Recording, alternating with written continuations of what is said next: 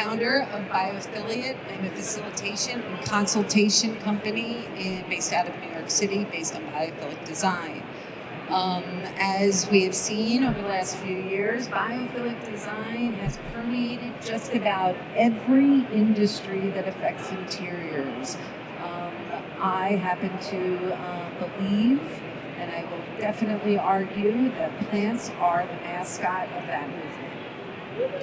And bringing those into our interiors is exactly what we're going to be talking about, because they definitely have living concerns, and it is in that vein that we are bringing the CEU course. This is a little bit teaser of the information that you're going to be receiving, but there are new directives, new decision makers, and a new focus. So this course was developed to understand the environmental conditions, evaluate them, specify them correctly, and make the business case for having plants in your interiors and instill the best practices for long-term success. So, what am I doing here again? Okay, so plants. Plants are biological systems and not just decor, and that's very important to understand when bringing plants in. Plants are part of an ecosystem that we have to respect. They are living just like us and require a few different things. There are the 4 laws of plant health: lighting, air, water, and substrate. Very easy to understand. We need them as well. But these things are very basic and needed to understand early in the process so that we ensure long time success for our projects. Starting with light, one of our biggest, as we heard Shane speak about earlier today, lighting is one of our biggest struggles in interiors, specifically when it comes to plants. There's quite a few things that we need to take into account, not to get too technical, but intensity, duration, and spectrum all make up the portions of light that plants need to survive. Photosynthesis, anybody willing to go back to the first grade?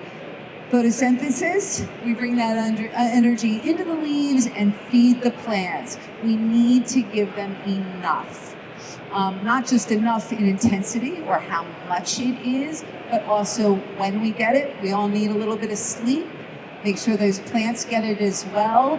And the spectrum. This is very important because this is where our technology lies. We have LED technology today, which doesn't give off a lot of heat, which can also be manipulated to give the right spectrum of lighting to the right people or things that need it.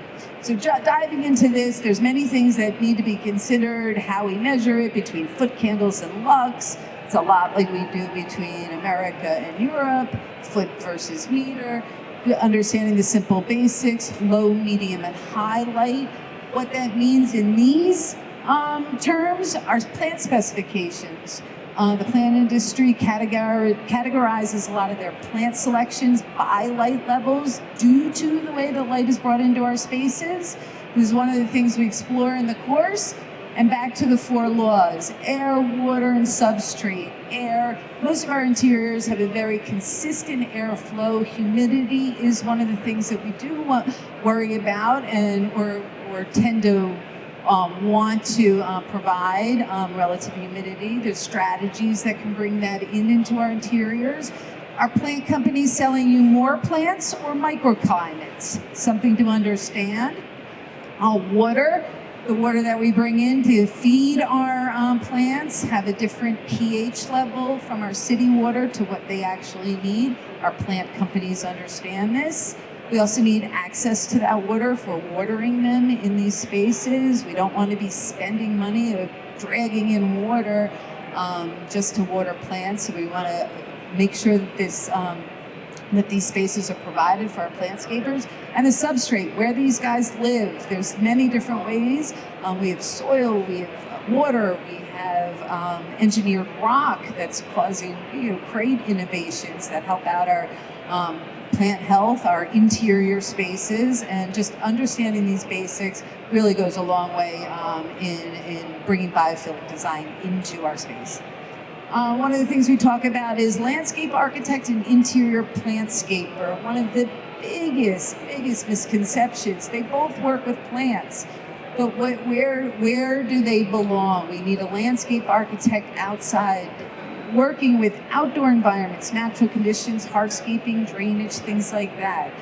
Then we have interior plantscapers, completely different world. This is interior. These are manufactured environments. We have manufactured lighting above us. We have indoor environments. We're worried about facilities and timetables, things like that, and built environment focus. So getting the right one on board at the right time is extremely important, knowing what we need to do and what the project needs. Once we bring that person in, it's very important to bring him in early because, as I said, conditions really aren't for plants. Does that mean plants shouldn't be inside helping us out? Absolutely not.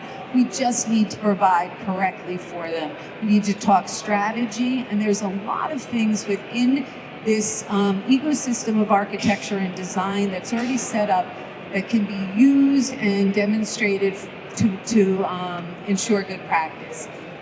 Such as all the technology that we have. We have a lot of technology in LED lighting, we have timers, we have scheduling. For 20 years, we've literally been walking out of rooms turning lights on.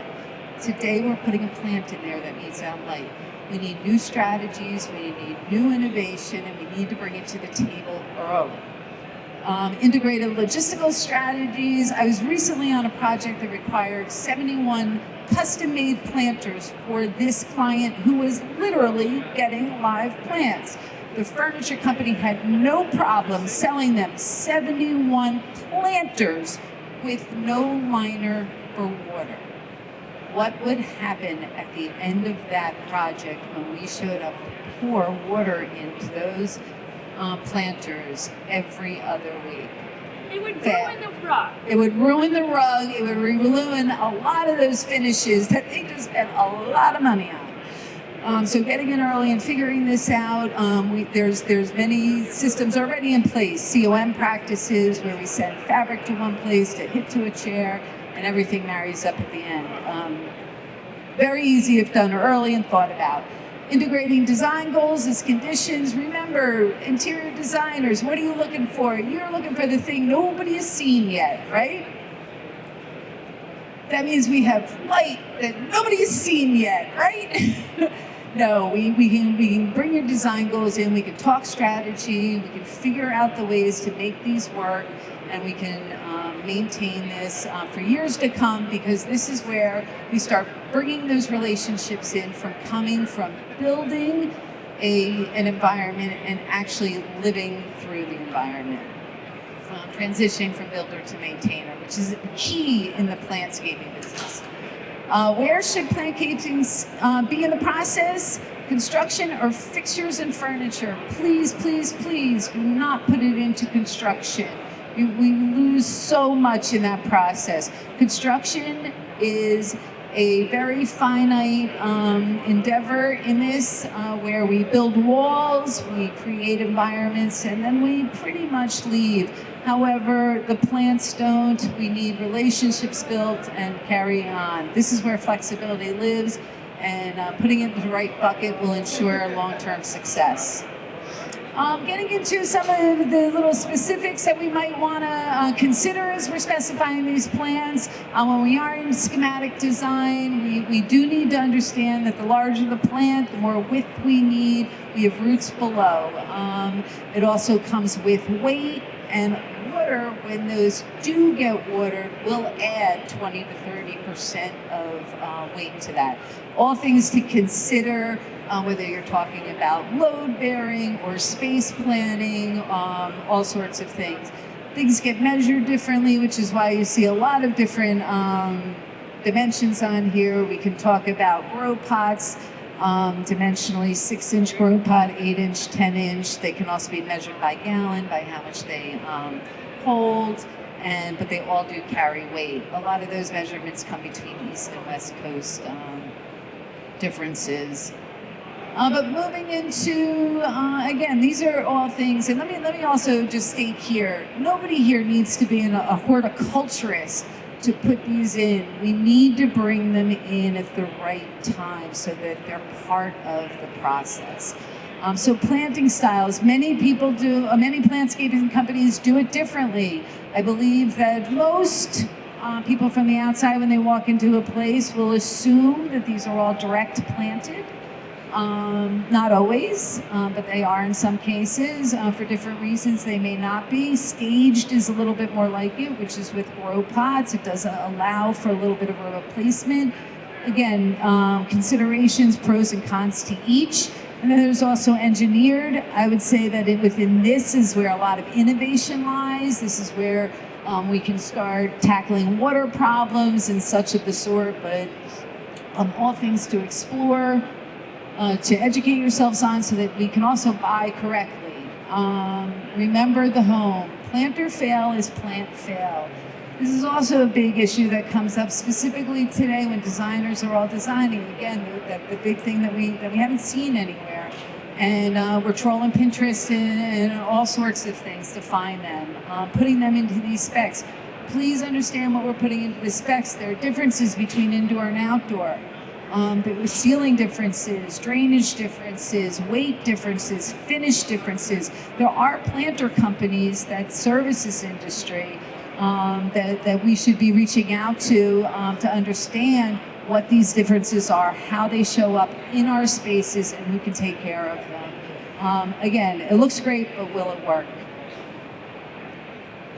Who will water the plants? The big question, because depending on who you ask this question really matters. It matters if you stay on the specification. It matters if you get paid or not. It matters quite a bit. But going through this course, let's try, hopefully this course will bring you to the point that this is not about watering plants. This is about taking care of an ecosystem. Improper, inconsistent care leads to plant failure, and we are talking major investment when we do this for companies, especially when we're seeking certifications like LEED and WELL. There's a tremendous amount of expense that goes into it. The longevity, the performance should be secured and should be taken seriously. But how do we prove that it is more than watering plants? And this is where the business case of biophilic design is very, very, very not only important, I can't believe I lost the word, but it is something not to be ignored. 8% of productivity, 26% cognitive function, 8.5% faster recovery, 15% creativity.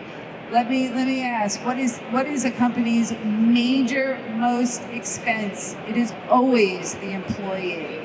The employee comes with a salary, and if that salary is justified, we can absolutely take this number and buy correctly. Because by the numbers, this is our hypothetical plant company, or hypothetical company with an annual plant cost of $10,000 to maintain that. That's about $800 a month for somebody to come in and just water my plants. But I have 20 people in my company, and I pay them each $50,000. Based on the metrics that apparently we can go right over to iMotion and find out they are literally heat mapping people to understand exactly what this does for us, and which is where that data comes from. And if we take the performance metric of productivity alone, 8%, that gives me $4,250 a year in numbers based on my salary that I said this person was worth if I'm basing it on productivity. Again, you can start compounding creativity, cognitive function, and these numbers cannot be ignored. At $85,000, I've already got out of one person, a person and a half at the end of the year. And you can fudge them a little bit, but it's clear enough. We've got employees, and none of them take vacation or a day off. They don't even take a lunch break. So what do? We have to stop seeing plants as decoration. We want to bring these people into the process early. We need to integrate these plant systems early. We need to specify responsibly and maintain intentionally. Form a serve function. Very excited to be able to bring this course to you. Hopefully we can bring plants into all of our interiors. They are definitely worth it. And that's all I got for you. That was awesome. Thank you, Corinne. Does anybody have any questions? We have people. Do you have any questions that you just